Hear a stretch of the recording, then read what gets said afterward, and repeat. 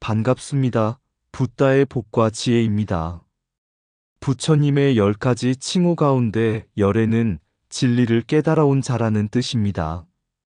진리를 향해 나아가는 모든 이들에게 지혜와 자비가 깃들길 바랍니다. 염라대왕 앞에서도 두렵지 않은 삶을 살아가길 바랍니다. 불교에서 염라대왕은 업보를 심판하는 존재이지만 선한 행을 쌓고 올바른 길을 따른다면 그 누구 앞에서도 당당할 수 있습니다. 언제나 바른 생각과 자비로운 행동으로 업을 밝히는 하루가 되시길 바랍니다. 진여의 빛이 여러분의 마음을 환하게 비추기를 바랍니다. 부처님의 가르침 속에서 진여는 변하지 않는 절대적 진리를 의미합니다. 그 진리의 빛이 여러분의 마음을 비추어 흔들림 없는 평온과 깨달음이 함께하시길 기원합니다.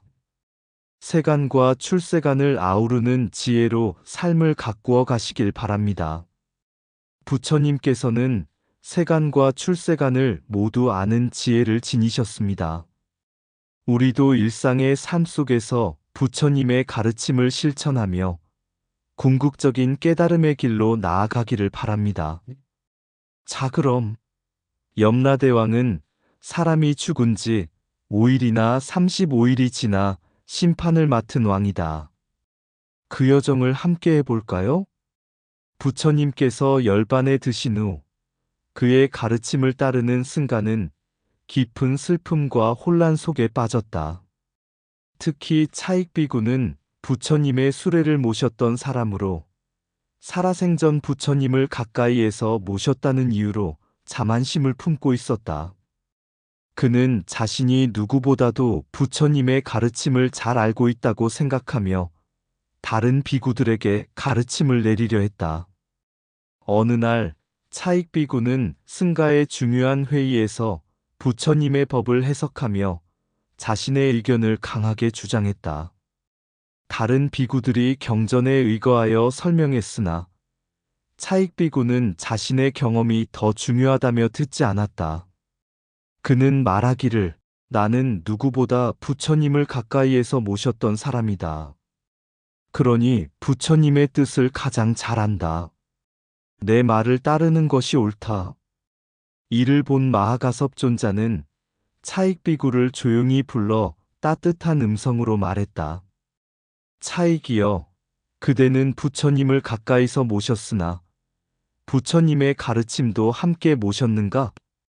차익비구는 당황하여 아무 말도 하지 못했다. 마하가섭존자는 이어서 말했다. 부처님께서는 우리에게 자만을 버리고 법을 등불로 삼으라 하셨다.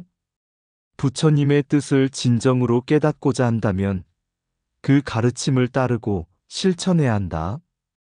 가까이 모셨다는 것이 중요한 것이 아니라 그분의 가르침을 따르는 것이 중요하다. 이 말을 듣고 차익비구는 깊이 뉘우쳤다. 그는 그날부터 더욱 겸손한 마음으로 가르침을 구하고 스스로의 허물을 돌아보며 정진하기 시작했다. 결국 그는 수행에 전념한 끝에 아라한의 경지에 이르게 되었다. 자신을 등불로 삼고 법을 등불로 삼으라. 옛날 한 마을에 법륜이라는 비구가 있었다. 그는 항상 부처님의 가르침을 깊이 새기며 사람들에게 선업과 악업의 결과를 가르쳤다.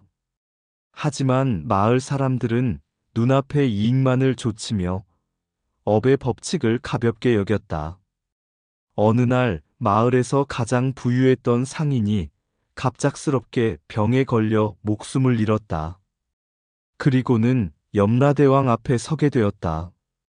염라대왕은 위험 있는 모습으로 상인을 내려다보며 물었다.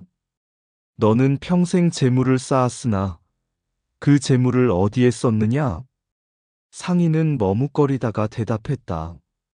제 가족과 저를 위해 썼습니다. 저는 한 푼도 허투루 쓰지 않았습니다. 염라대왕은 고개를 끄덕이며 다시 물었다. 그러면 남을 위해 쓴 적은 없느냐? 상인은 당황했다. 그는 평생 돈을 모았지만 가난한 자를 도운 적도 베푼 적도 없었다. 오히려 가난한 사람들을 업신여기며 자신의 재산을 지키는 데만 몰두했다. 염라대왕은 장부를 펼치며 말했다. 너는 수많은 인연 속에서 오직 자신만을 위해 살았구나. 재물을 모으는 것 자체가 죄는 아니지만 내 마음이 탐욕에 물들었으니 고통을 피할 수 없다. 그 순간 상인은 염라대왕의 모습이 점점 변하는 것을 보았다. 그 얼굴은 자신과 닮아 있었고 마치 자신의 마음이 거울처럼 비치는 것 같았다. 진정한 심판자는 누구인가? 그때 한빛나는 존재가 나타났다. 바로 부처님이었다. 부처님은 온화한 미소를 지으며 말했다. 염라대왕이란 실은 너 자신의 업이 만든 그림자일 뿐이다. 너의 행동과 마음이 곧 너를 심판하는 것이니라. 상인은 놀라며 물었다. 그렇다면 벌을 주는 이는 누구입니까? 부처님은 조용히 대답하셨다. 너 스스로가 네 업을 만들어 왔으니 내 마음이 곧 심판자가 된다. 네가 만든 업이 너를 따라다니며 결과를 낳는다. 선업을 쌓았다면 그 선이 너를 인도하고 악업을 쌓았다면 그 악이 너를 붙잡는다.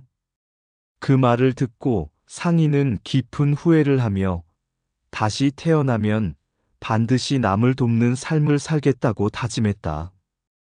염라대왕은 본래 힌두교에서 야마라는 신으로 죽은 자를 심판하는 역할을 했다. 불교가 전파되면서 염라대왕은 업보에 따라 심판하는 존재로 변형되었으며 중국과 한국에서는 저승의 왕으로서 더욱 위험 있는 존재로 자리 잡았다. 하지만 부처님께서 말씀하신 바와 같이 진정한 심판자는 외부의 신이 아니라 바로 우리의 업보이며 우리의 마음이다. 염라대왕의 심판을 두려워하기보다 부처님께서 가르쳐 주신 바를 따라 살아가는 것이 중요하다. 모든 업은 스스로 만든 것이며 그 결과 또한 스스로 받게 된다. 그러므로 선업을 쌓고 자비를 실천하며 깨달음을 향해 나아가는 것이 가장 지혜로운 길이다. 모든 것은 마음에서 비롯되며 마음이 곧 법을 만든다. 너의 업이 곧 너의 심판자이니 선한 마음을 지키면 두려울 것이 없으리라. 염라대왕을 두려워 말라.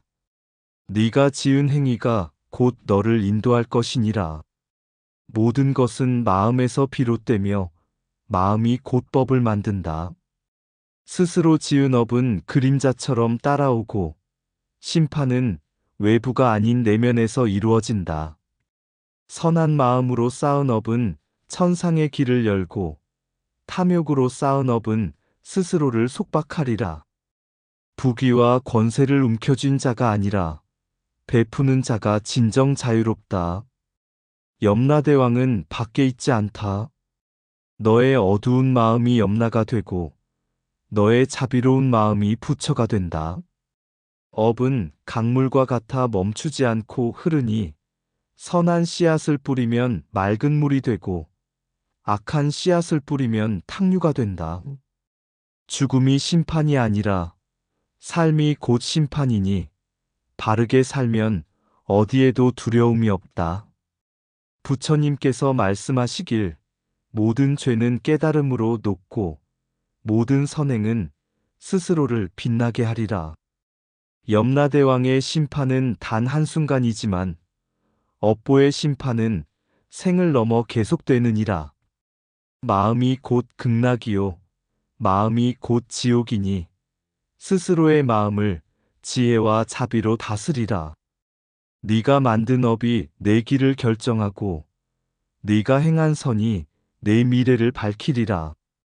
염라대왕을 피하려 하지 말고 스스로의 업을 맑게 하라. 그리하면 갈 곳은 오직 광명이니라. 선업은 하늘을 올려다보는 것이 아니라 눈앞의 이웃에게 베푸는 것에서 시작된다.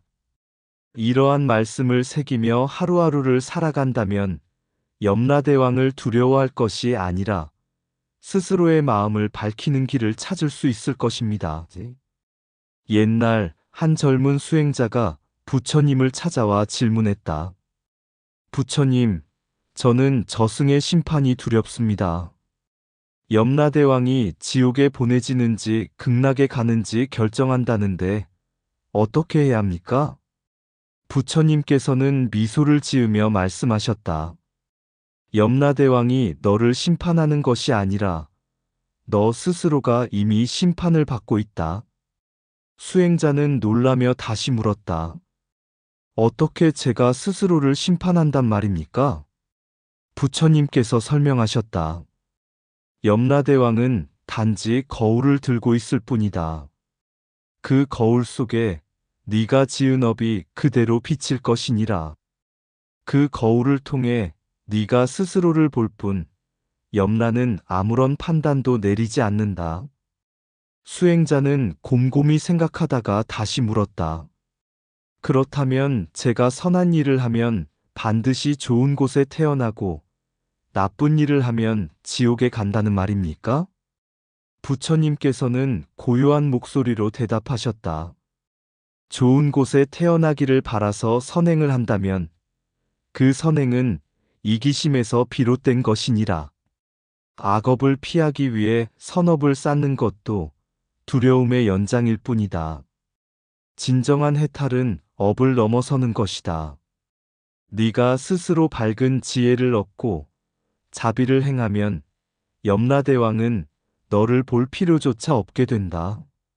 수행자는 깨달음을 얻고 두려움을 버렸다. 이후 그는 모든 행위를 업의 굴레에서 벗어나 진정한 깨달음을 향해 나아가게 되었다. 불교에서 염라대왕은 사후 세계의 심판자로 알려져 있지만 본래 그의 역할은 법을 집행하는 것이 아니라 스스로의 업을 비추는 거울을 보여주는 자이다. 10대 명왕 중 염라대왕은 중심적인 위치를 차지하며 다른 9명의 지옥왕과 함께 사후 심판을 주관한다. 하지만 이들은 벌을 내리는 것이 아니라 업의 결과를 보여주고 수행의 기회를 다시 한번 제공하는 역할을 한다. 죄가 없다면 심판도 없다. 그러나 업이 있으면 반드시 과보를 받는다. 염라대왕은 존재하지만 너의 심판관은 너의 마음이다. 이것이 부처님의 가르침이며 업보의 참된 이치이다. 염라대왕이 너를 심판하는 것이 아니라 네 업이 너를 심판할 뿐이다. 지옥과 극락은 염라대왕의 판결이 아닌 네가 쌓아온 업 속에서 이미 결정된다. 선을 행하되 보답을 바라지 말라. 바라는 순간 그 선행은 업의 굴레가 된다. 죄를 두려워하지 말고 죄를 짓는 마음을 두려워하라. 염라대왕은 거울을 들고 있을 뿐이다. 그 거울에 비친 네 모습이 곧 네가 가야 할 길이다. 지옥이 두렵거든 악을 짓지 말고 극락을 바라거든 선을 짓지 말라. 다만 바른 길을 가라. 업은 바람과 같아 보이지 않지만 반드시 따라다니며 과보를 이룬다. 염라대왕을 피하려 하지 말라. 네가 마음을 바르게 하면 그는 너를 볼 필요조차 없게 된다. 이승에서 네가 스스로를 속일 수는 있어도 사후에는 업의 거울 앞에서 한 점의 거짓도 남지 않는다.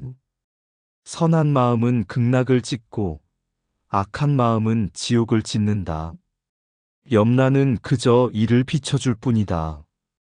업을 지었다면 피할 수 없고 업을 짓지 않았다면 두려울 것도 없다. 두려움은 네가 짓는 업에서 생기고 평온함은 네가 닦는 지혜에서 온다. 세상을 속일 수 있어도 내 마음의 거울은 결코 너를 속이지 않는다. 지옥에 가지 않기를 바라지 말고 지옥을 만들지 않는 마음을 길러라. 깨달음을 얻은 자에게는 염라대왕도 공경할 뿐이다. 염라대왕보다 더 무서운 것은 스스로의 업이며 그것을 바르게 아는 것이 참된 깨달음이다. 옛날 어느 마을에 한 노인이 살고 있었다. 그는 평생 선행을 베풀고 남을 돕는 데 힘썼으나 늘 두려움을 안고 살았다. 그것은 바로 죽음 이후의 세계 염라대왕의 심판이었다. 그는 젊은 시절부터 태산부군의 재판, 한국무속에서 말하는 저승차사 사자의 출현, 그리고 불교에서 전하는 염라대왕의 심판 이야기를 듣고 자랐다. 노인은 매일같이 절에 가서 기도를 올렸다. 부처님, 저는 생전에 많은 선행을 했으나 죽음이 두렵습니다. 염라대왕이 저를 벌하지 않을까요? 그때 한 스님이 조용히 웃으며 말했다. 노인장, 염라대왕은 너를 벌하는 존재가 아니오. 네가 지은 업이 너를 이끌어갈 뿐이지. 노인은 깜짝 놀라며 물었다. 하지만 전해 내려오는 이야기 속에서는 염라대왕이 죄인을 벌하고 태산부군이 저승의 기록을 관리하며 저승차사가 사람을 데려간다고 하였습니다. 이는 거짓입니까? 스님은 미소 지으며 설명했다. 사람들은 저마다 두려움을 피하고 싶어 합니다. 그래서 저승을 심판하는 왕을 상상해 만들었고, 태산부군은 중국에서, 염라대왕은 불교에서, 저승사자는 한국의 무속신앙 속에서 그려지며 다양한 역할을 맡아왔지요. 그러나 중요한 것은 심판하는 존재가 아니라 내 스스로가 지은 업이 어디로 너를 이끄느냐 하는 것입니다. 노인은 깊이 생각했다.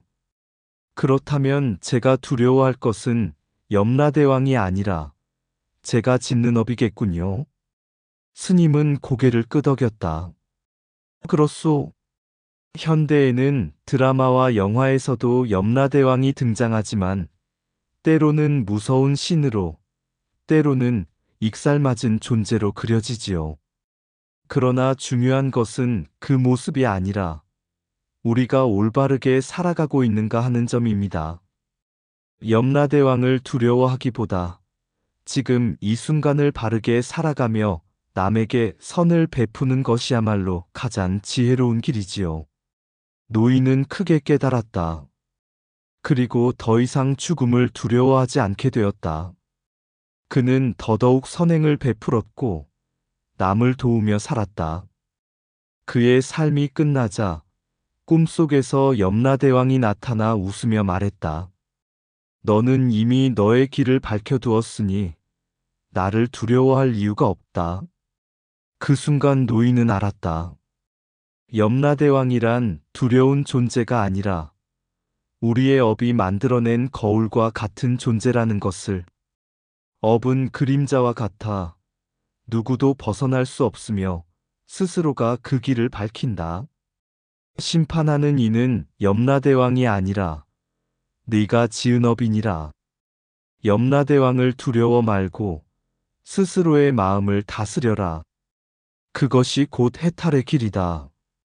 지은 바 선행은 천상의 문을 열고 지은 바 악행은 스스로 지옥을 만든다. 무엇이 저승을 결정하는가? 그것은 네가 살아온 삶 그 자체이니라. 염라대왕은 다만 거울이니 너의 행위가 너를 어디로 이끄는가를 비출 뿐이다. 태산부군도 저승사자도 염라대왕도 오직 인연과 업에 따라 작용할 뿐 공포의 대상이 아니다. 사람들은 염라대왕을 두려워하나 정작 두려워할 것은 깨어있지 못한 자신의 마음이다.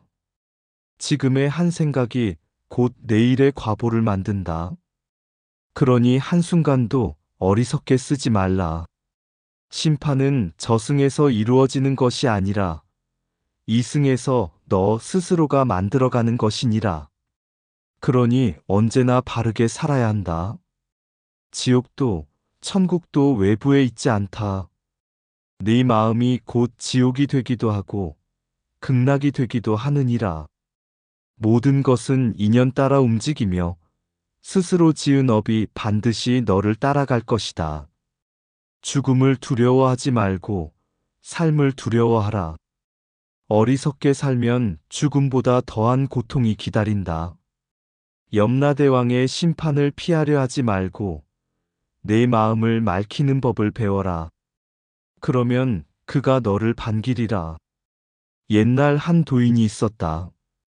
그는 살아생전 많은 악행을 저질렀지만 죽음을 앞두고 자신의 삶을 돌아보며 깊이 참회하였다.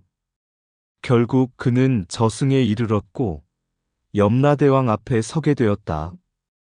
염라대왕은 도인에게 말했다. 너는 살아생전 많은 악행을 저질렀으니 업의 과보를 받아야 하느니라. 그러자 도인은 조용히 염라대왕을 바라보며 말했다. 대왕이시여, 나는 살아생전 분별과 탐욕에 휩싸여 어리석은 삶을 살았습니다. 그러나 죽음을 맞이하며 참된 깨달음을 얻었으니 어찌 이제 와서 과거에 얽매이겠습니까? 죄의 과보는 스스로 짊어질 것이요. 그러나 마음은 이제 한 점의 두려움도 없나이다. 염라대왕은 조용히 도인을 바라보았다. 그리고 말했다. 그대는 진실로 업을 깨달았도다. 죄를 지은 자는 반드시 그 과보를 받지만 지혜로운 자는 끝없는 윤회의 길에서도 해탈을 찾느니라. 그 순간 도인은 스스로를 돌아보며 참회하였고 더는 염라대왕의 심판을 두려워하지 않았다. 그는 자신이 지은 업을 받아들이고 다시 태어날 길을 따르기로 하였다. 부처님께서는 말씀하셨다. 사람들은 염라대왕을 두려워하지만 진정으로 두려워해야 할 것은 자신의 무지이니라. 업이란 물과 같아 흐르는 대로 스스로의 길을 만든다. 어리석은 이는 염라대왕을 원망하나 지혜로운 이는 자신의 마음을 밝히느니라. 결국 지옥도 천국도 어디에 있는 것이 아니라 스스로의 마음 속에 있는 것이다.